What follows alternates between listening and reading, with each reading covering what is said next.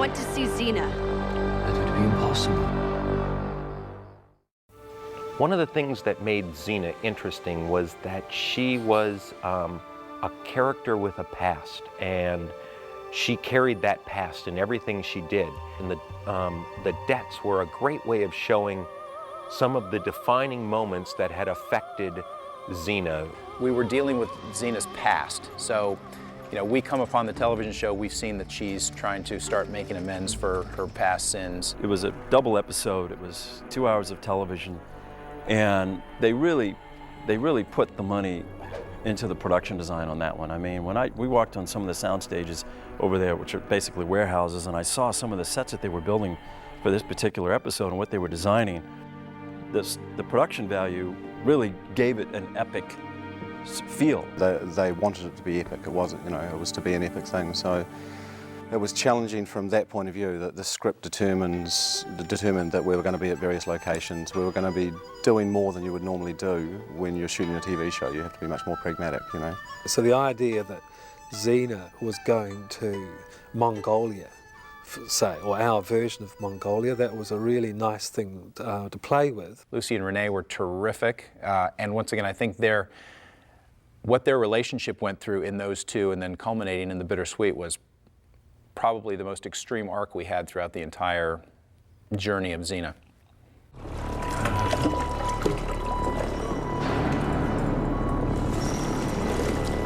Well, the prison water scene was a really brilliant design by Rob Gillies.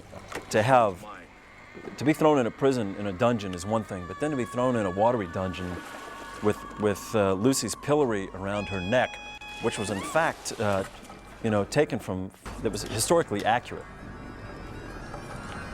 I'd seen in a book of early photographs from China, if you were a criminal, your sentence was to wear this for maybe a month or a year. And I think what the purpose of it also was that you couldn't feed yourself. And I can remember when we actually did the set and flooded it wasn't a nice place to be in. Say it!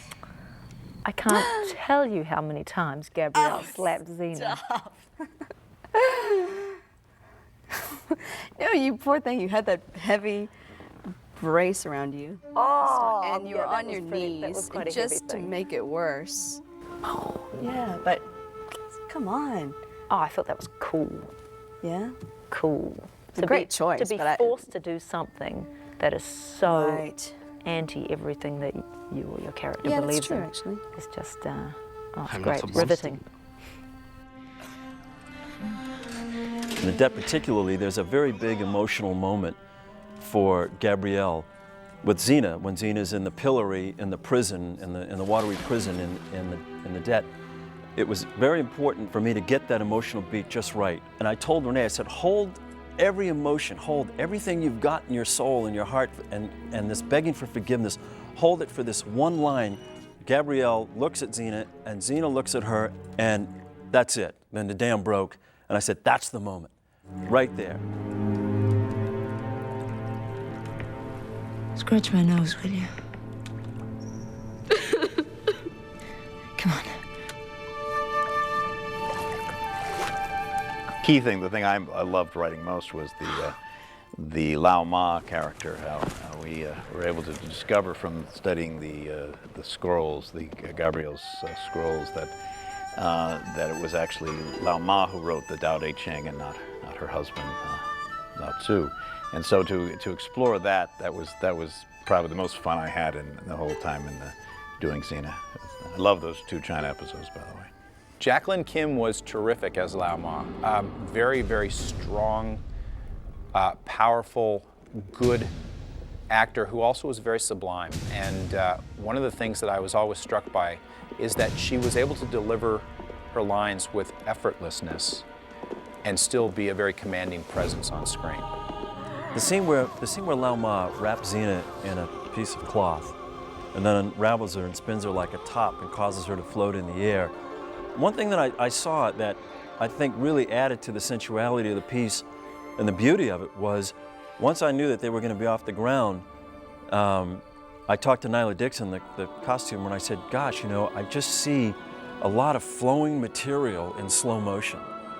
And that's kind of what I told to Nyla, mentioned to her, and boy, she designed these beautiful costumes that if you stood on the ground with them, there would be, you know, trains of material all over the place, but once we lifted them up on wire and shot them in slow motion and hit them with big fans, then the material just flowed all around them and just added that much more sensuality and beauty to the scene. It was really great.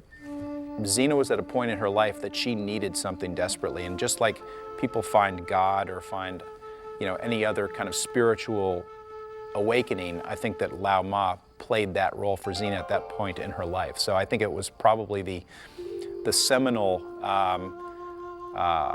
person that she would meet in her life prior to meeting Gabrielle. I think Xena kind of likes those Asian girls, don't you? I think she was very intrigued by Lao Ma, who was so graceful, and I think everything that Xena wasn't. You know, once again, Lucy was so in tune with what was happening in these stories. She was so well prepared that, you know, even in that temple fight scene, she grasped it. I mean, she knew. And I think that was sort of like the feeling that we all thought should happen, but Lucy she really knew what was going on with this character at that point. The ambiguity of Ming Tian's death at the end, whether or not the audience thinks he's dead or not, Gabrielle thinks he's dead or not, well, Gabrielle never knew he was dead. She walked out of that room thinking that Xena had learned, you know, the lessons and played by the rules now that Lao Ma had set forth. I love you, Xena.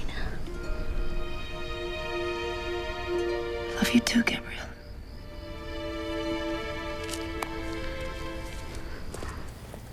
Did I really hit you? Oh, not really, stunted. Stunt. No. Wasn't like all those other times. Off camera. By the coffee table. In the belly. Yes.